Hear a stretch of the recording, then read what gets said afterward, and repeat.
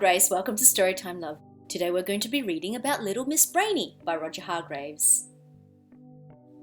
Little Miss Brainy. Little Miss Brainy was very brainy. She knew an awful lot of things. She knew simple things such as if you want a good night's sleep, you have to go to bed.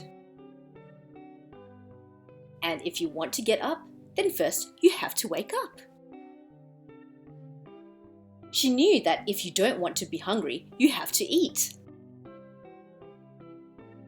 Little Miss Brainy also knew lots of very clever things. She knew that it is quite impossible for centipedes to find matching coloured shoes for all their feet.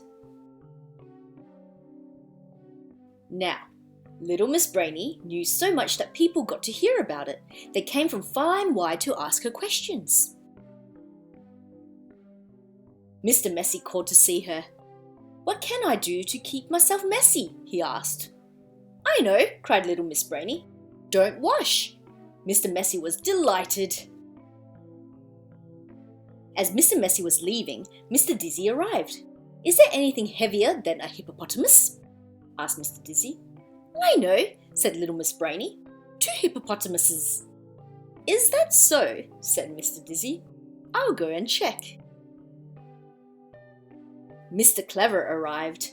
"What colour is my green hat?" he asked. "I know," sighed Little Miss Brainy, nodding her head. "It's green, of course." "Oh, you know so many clever things!" exclaimed Mr. Clever. Mr. Clever left, and so did Little Miss Brainy. She had had enough of listening to such simple questions. So she travelled to a place called Cleverland, where she hoped that everybody would ask her some difficult questions for a change. When she got there, she stopped in front of a tree. There was a pig sitting on one of its branches.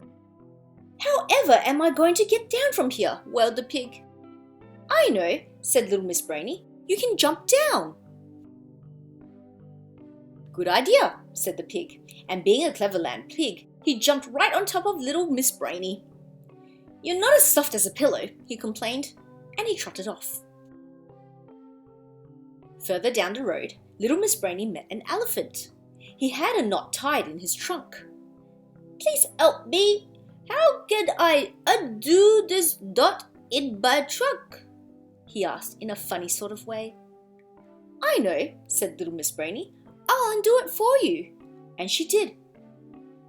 "Phew!" gasped the elephant,